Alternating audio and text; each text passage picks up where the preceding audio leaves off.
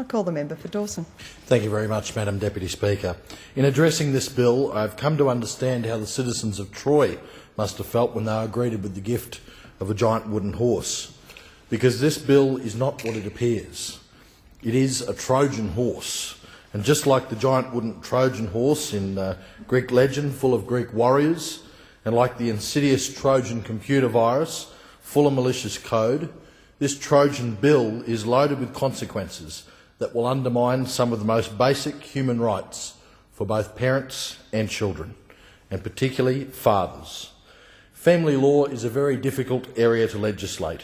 There is no escaping the fact that every family is different. To create legislation that caters to all circumstances is an unlikely quest. In most circumstances, there are no winners in family law. Family breakdowns are messy, they are hurtful, they are spiteful, they are emotional, irrational and painful. The holy grail of relationship breakdowns, the amicable divorce, is rarer than a kept Labor promise. It is in this emotionally charged atmosphere that mothers and fathers interact and children are bystanders, often witnessing behaviour of their parents at the very worst. Make no mistake, I do not object to the face value intention of some of the amendments in this bill.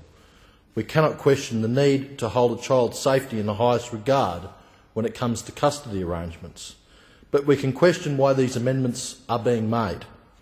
The current Act, introduced by the Howard government in 2006, created the twin pillars of parenting provisions.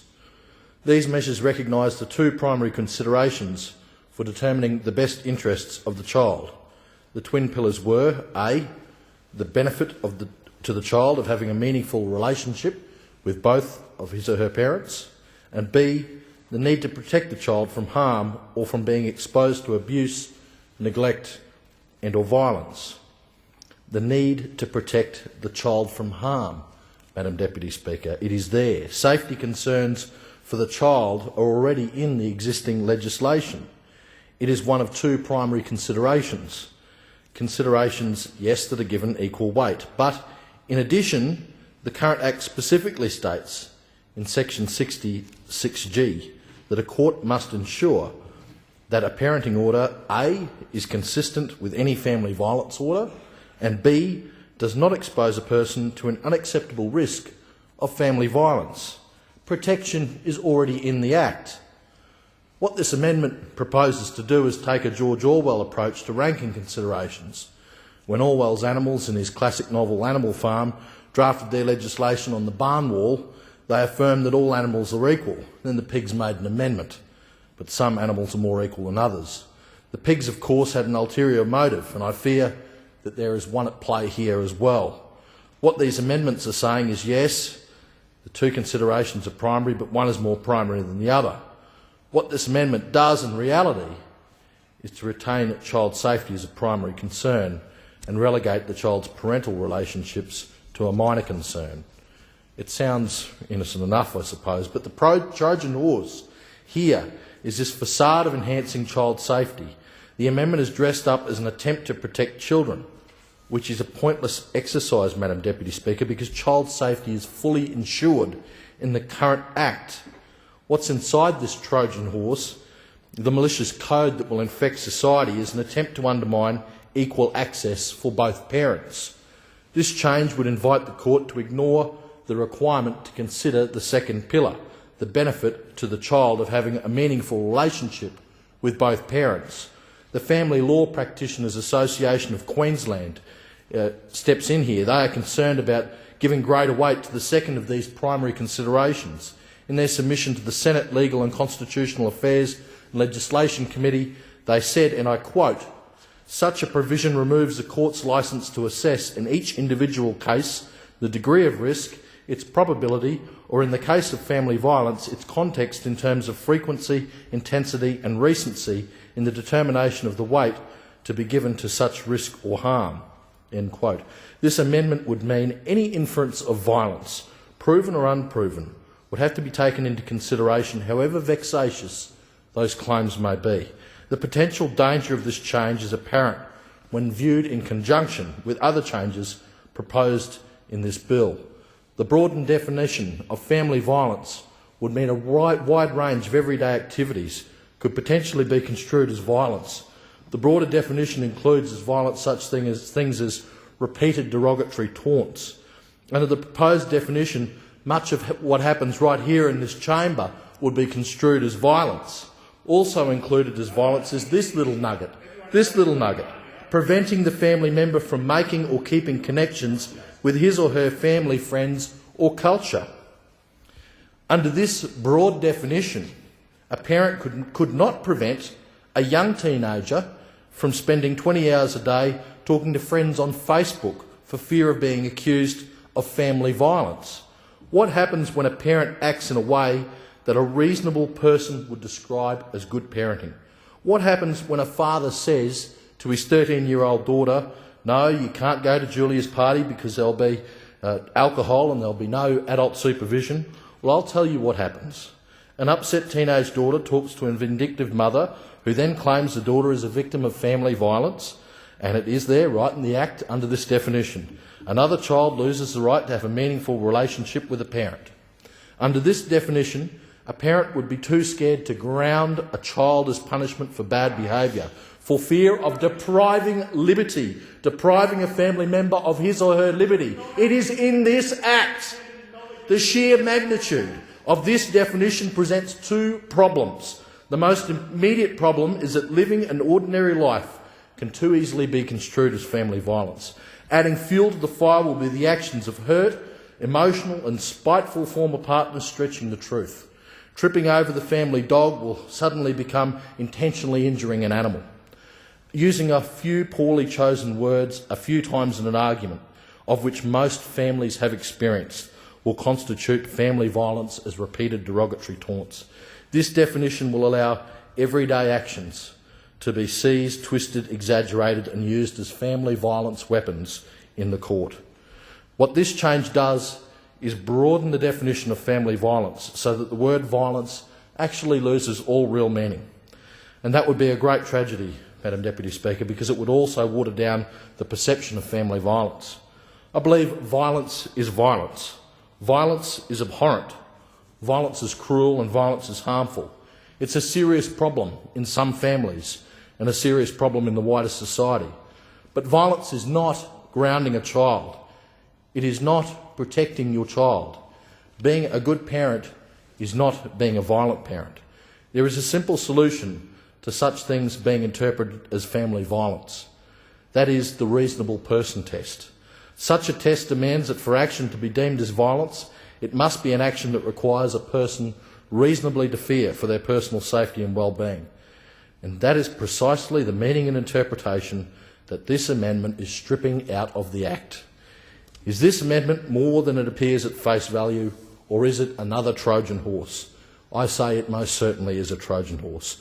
On face value, the broadened definition of family violence creates this illusion of providing greater protection against family violence. Yes, that's a lovely wooden horse, but let's take a look inside. Maybe not.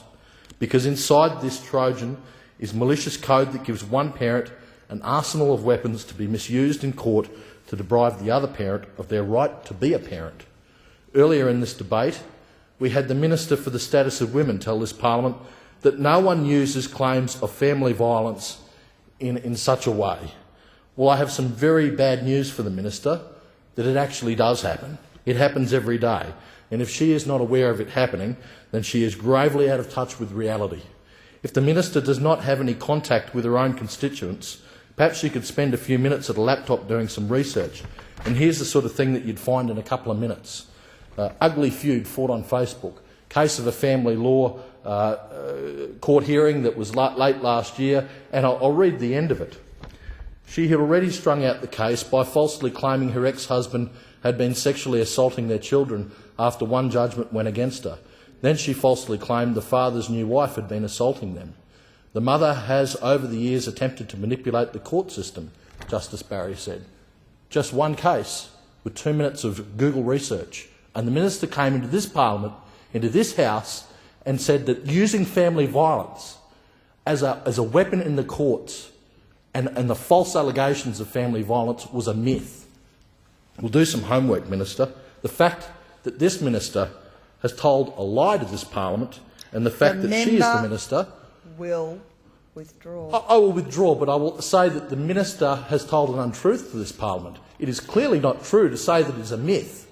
It is clearly not true to say... The member will return to the bill before him. And I am, because the minister has told this House that it is a myth that family violence is misused by people in family law courts. Well, the fact is it's not a myth, and you can see that from a bit of research.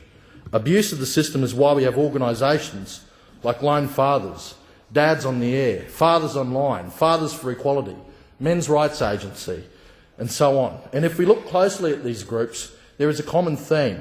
It's a theme that helps explain why this malicious code is being pushed in the Act. These are groups set up by fathers. We can talk all we want about custodial parents and non-custodial parents, but the truth is most custodial parents are mothers and most non-custodial parents are fathers. There are no winners in family law. All parents in family law become losers in one way or the other, but there are some who are bigger losers than the others. The current Act helped to bring some equality to family law. It created those two pillars, one of which recognised the benefits to the child of having a meaningful relationship with both parents, but these amendments are a backward step. They will strip fathers of their right to be fathers. These amendments will allow abuse of a system that will create another generation of stolen children. I don't know where the government obtains feedback on the practicalities of family law and family law disputes, but I get a lot of feedback from my constituents. I talk to real people who are affected by real situations. I have conversations with fathers who are getting the roughest end of the pineapple. They are grieving fathers who have lost children through the courts. They are devastated and frustrated. They are good men who love their children and want to maintain a relationship with their own flesh and blood, something that should be a basic right. Some of these men are on the edge. They are driven insane by the lack of justice in the system. They are left in the wilderness, robbed of basic rights and family, and with no support from our legal system. They are driven to despair, driven to the brink of insanity. And if the minister wanted to continue her research, she might discover what happens when fathers are placed in a hopeless situation where justice is lost through abuse of the system that she claims is a myth. When fathers are driven to insanity, they do insane things. And I can in no way condone the actions of men who, in the face of losing everything, choose to take everything. But they do take their own lives. And very sadly, sometimes in the insanity that they are engulfed in, they take the lives of their children. I note that that's actually not a purely male response, given that there's numerous examples in some recent cases of non-custodial mothers doing the same thing. Family violence is a terrible thing, but so are the actions of fathers driven to the brink. These amendments will do nothing to stop family violence. We already have good measures in place. But what these amendments will do is drive fathers to the brink. If these amendments drive fathers to the brink, we should be asking who is at the wheel. Is the Minister for the Status of Women at the wheel? Is the Labor Greens government at the wheel? I suspect that there's some strong feminist ideology driving these amendments. It's feminist ideology that's created this malicious code to rob men of their rights to be fathers. It is feminist code that's dressed up to rob children of their right to have a father in their lives. It is feminist ideology that has dressed up this malicious code to create the illusion of stopping family violence. I note that included with these changes is one that repeals the friendly parent provisions from the additional considerations for determining a parenting order. The friendly parent provision encourages amicable behaviour amongst parents. It fosters friendly relationships with all parties. Most importantly, the friendly parent provision assists a court meet the first pillar of parenting provisions, the benefit to the child of having a meaningful relationship with both of its parents. This provision has helped more fathers maintain meaningful relationships with their children, and at the same time it's discouraged parents from abusing the system. But justice and maintenance of rights for fathers is an affront to this feminist ideology from this government.